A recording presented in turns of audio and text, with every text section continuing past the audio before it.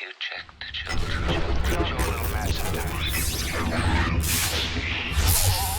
Hi, I'm Chucky. Wanna play? Sometimes that is better. You're gonna need a bigger boat. Hey everyone, welcome back to the Horror Show. I'm Cecil Laird, and I'm here to review the brand new release, or upcoming release, as this review is going to be just a little bit early, of The First Omen. Now, just to give you guys a bit of a background as far as me and this franchise goes, I've seen all the Omen films. I am not the hugest fan of the Omen films. I wasn't the biggest fan of the last Omen remake. This is obviously The First Omen, meant to be a prequel, so I was interested in that idea. The trailer was a very solid trailer, and so I went into this with moderate expectations, nothing too spectacular. And guys, I gotta say, this movie was, to me, fantastic. I think it exceeded my expectations in almost every way, but specifically the imagery, the cinematography, and the acting were all absolutely top-notch. Everything was very well done, but those three in specific were so good. The sound design was also amazing. The score was super engaging and very, it brings you into the film in a huge way. So this was a big win. That's my overall thoughts on The First Omen. Let's get into it a little bit more specifically without any spoilers. I will say this is a spoiler-free review, but we always talk about our overall thoughts, then the story, the acting, the effects, the filmmaking, all of that good stuff in turn. So yes, the story of this is about a young woman who is arriving in Rome to basically take her vows to join the Catholic Church as an official nun.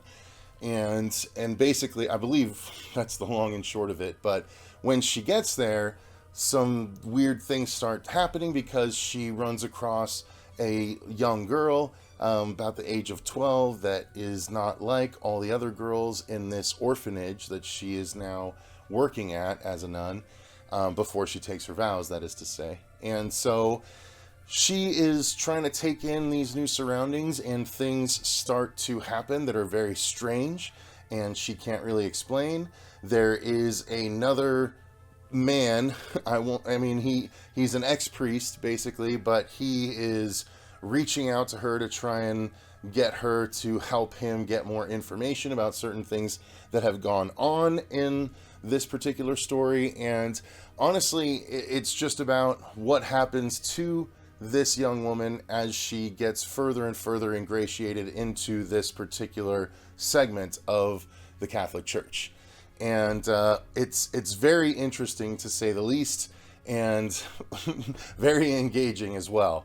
So let me get to the story of it all. I mean, as far as my opinion, I think the story played out very engagingly. I keep saying engaging because, movies should be engaging, and this one particularly was.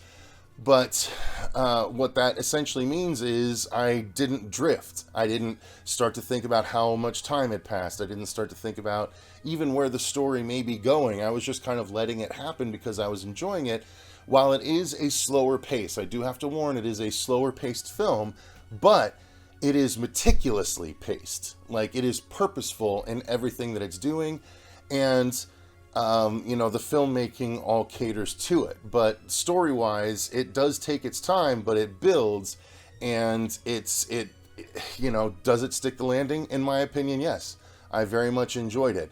This is, of course, a similar plot to Immaculate, which we just got recently as well, another religious pregnancy-themed horror film, and so yeah, the actual stories are relatively similar, but the executions are definitely different, and I very much appreciated this one.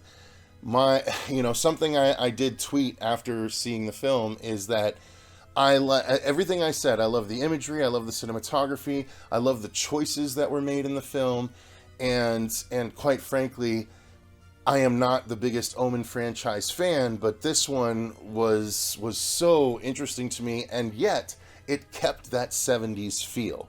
This was shot in such a way, the cinematography was done in such a way that it felt so much like the original films that were done in the 70s, or original film that was done in the 70s, and other films of the ilk that were done in that era with, whip zooms and things like that, to basically tell the story. And certain camera angles are very reminiscent of that time that we don't really see these kinds of things that much anymore. So it's got the modern day gloss, as in it doesn't have the the grain and stuff that old films obviously came with, being shot on such a lower resolution back at the time. But this film is the old style movie with the modern sheen, and I personally think it was fantastic as a result of it. So acting wise, our lead was phenomenal. Our lead was so good, and I thought that again, just like in Immaculate, she really had to carry the film, and she did a phenomenal job.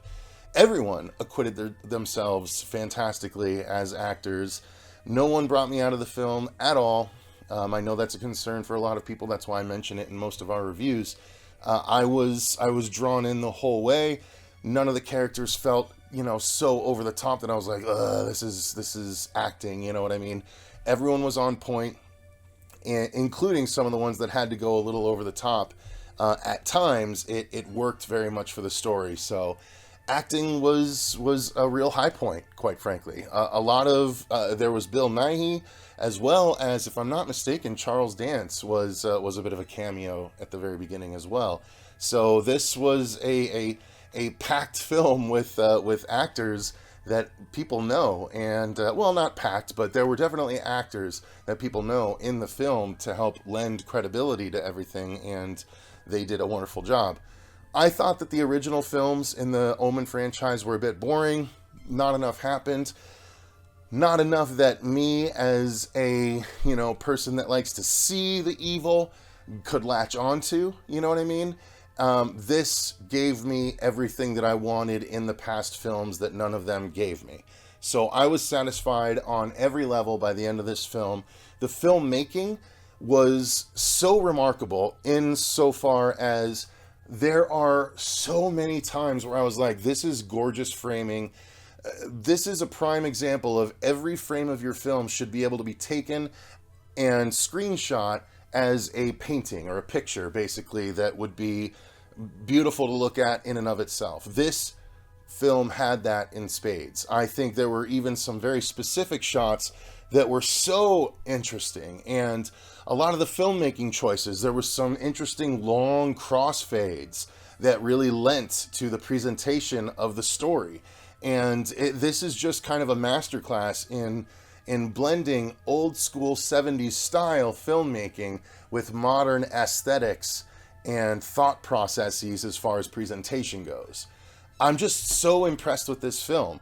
Effects wise, it is way gorier than I ever anticipated it being. I don't remember the original films being very gory. This one is a gory film, and I mean, it's not Hostile levels or anything like that, but there is gore. They don't shy away from it, and the effects are so cool. I'm not gonna say exactly what the effects are besides the gore, but the effects are so cool, and I really appreciated it.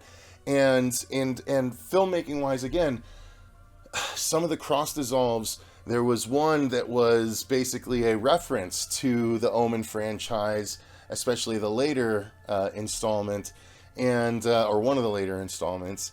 There was basically crossfades to lend to story beats and things like that. Like, it was just so interesting. They used the filmmaking to help tell the story. It's not done very often, and I really appreciated it. I am frankly so surprised that I'm having the reaction that I did for this film. I did not expect very much, and I was blown away, quite frankly. It's so good. I can't wait for everyone else to see it so I can have more people to talk to about it. To that end, I actually do plan to try and do a spoiler discussion for this coming Sunday.